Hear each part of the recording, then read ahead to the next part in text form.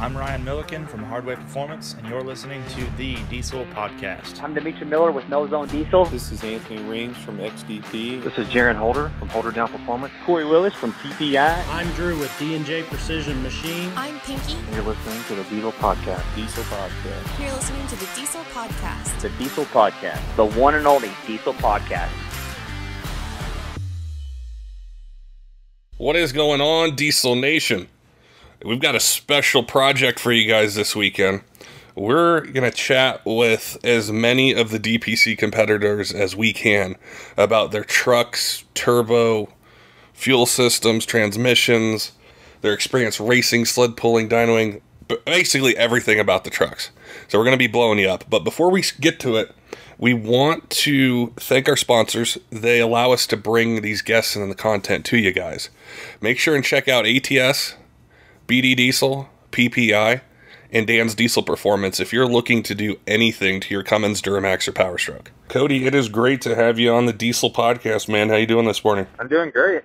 Awesome. I wanted to chat with you about your truck, what you're bringing to DPC. Yeah, that's exciting. Been kind of crazy few weeks to get the truck together and say I had the motor out of the truck after I got back from Ultimate Call-Out Challenge and changed the heads and changed the cam, and then the truck's been running for about a week now.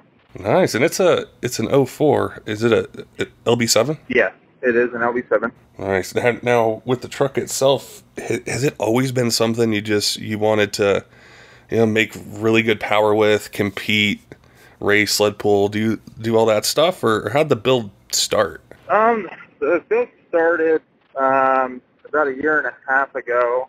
The truck actually, I bought it from one of our other guys that works with us. The truck sat in the farm field, non-running and everything. He got it.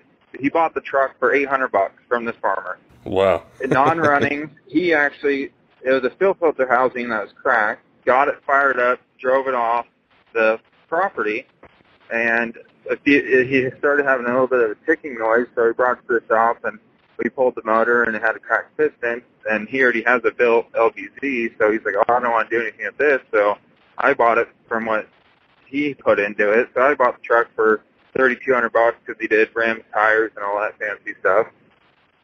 So I bought the truck for $3,200 from him, and then me and James sat down and talked at the shop, and we decided let's build the motor and let's put some power to it. And with the motor itself, what'd you do when you guys built it? Did you do aftermarket pistons, heads? Yeah, we did aftermarket pistons. I got the Curlo long rad short piston. They're called their hybrid set.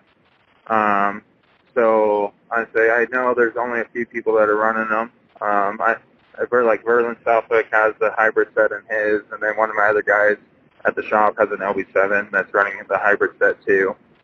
So they seem to be doing really good. I said they're forged pistons, so. Nice. Let's be able to handle the kind of the power and abuse that I'm sure the truck's going to see. Yeah. at the track. Yeah, it's definitely good. To see it, and the motor, it's all been set up, like I said, about a year and a half ago, and it's been running. I've used it all last year, like with the dyno circuit that we travel and do, and just messing around.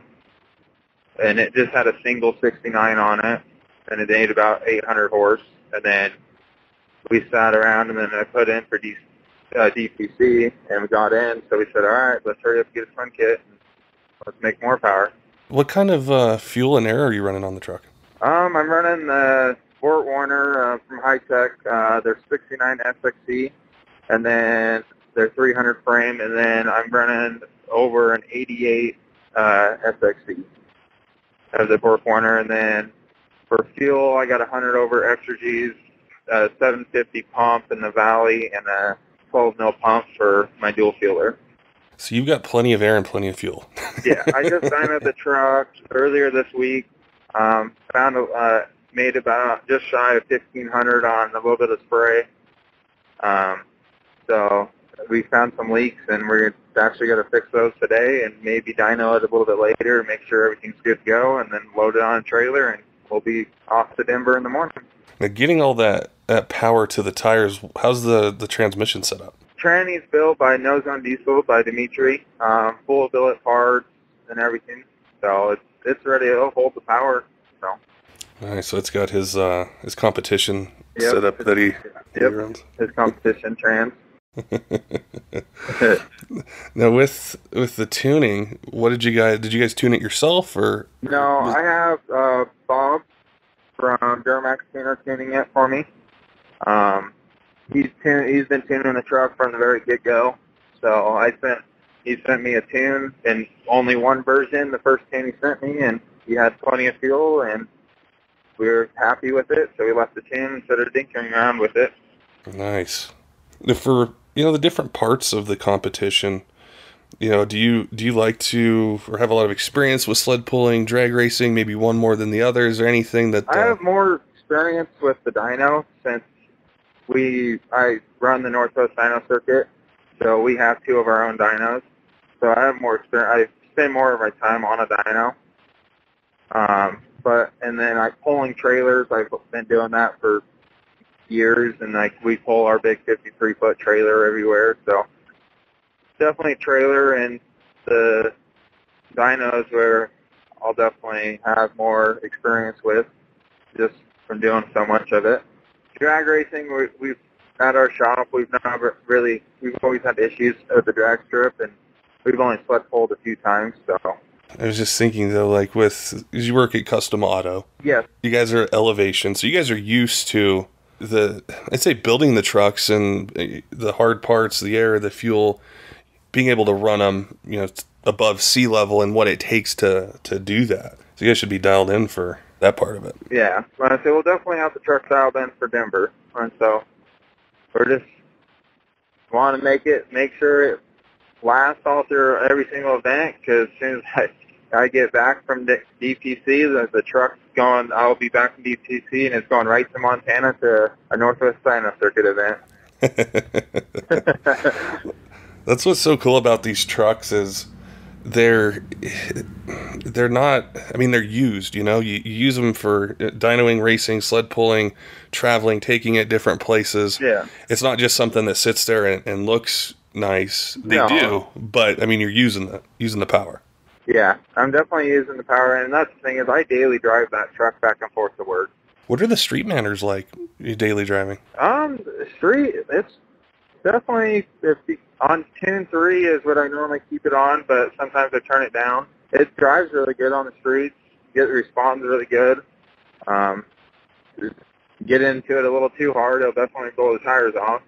But it's definitely a sleeper the way it sits, and a lot of people don't know what's underneath the hood of it. And so we have a lot of people around here that like to try to race around and stuff like that. So I think the sleeper look is the best kind, because then you can kind of pick and choose your battles, so to speak. Yeah, I'd say it has a grill. Only thing that has a grill in it and rims and tires. And I say there's a dent in the side of the bed like a farm truck and everything. So it definitely looks like a sleeper.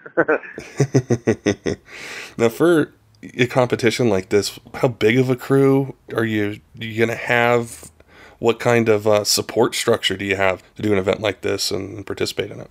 Support, big thing with support-wise is like James Brendel from Custom Auto. He's been really supportive of trying to help me get the truck ready, and then like Scott, SVP, and Dimitri and Bob, everyone's that just last minute trying to help me get this truck done with anything I need or parts just to get the truck there to go compete.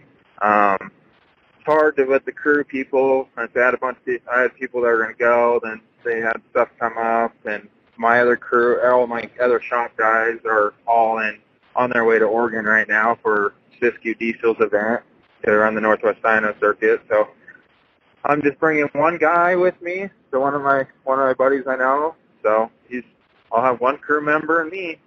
I think with your setup though, you have experience with it. You guys know exactly what you're doing. So we have a lot of experience with it. So, and I've already towed with it, but I've towed a backhoe earlier this last week and hauled concrete off with the setup, so I know it'll tow, and it doesn't really get hot. Tranny shifts good when they're huge loads, so I'm happy with it. Awesome. I can't wait to see the truck, follow what's going on, and just I'm a fan. I'm a fan of Diesel Performance, fan of competitions and stuff, and I think what you're bringing's an awesome truck, and I'm excited. Yeah, I'm excited. I say we're gonna hit finish. Like I said, we're just gonna finish buttoning up a few things on the truck today and load it on the trailer and leave at about 5 o'clock in the morning to head to Denver. Awesome, man. Well, I appreciate your time this morning. I don't want to keep you from finishing up the truck and hitting the road, but I wish you the best of luck, and we'll be watching. All right, thank you. Thank you so much. Don't forget, Diesel fans, make sure and check out ATS, BD, PPEI, and Dan's Diesel Performance if you're wanting to upgrade your truck for towing, racing, sled pulling, just make a little bit more power. Just check them out on social media on their websites. Until next time, keep the shiny side up.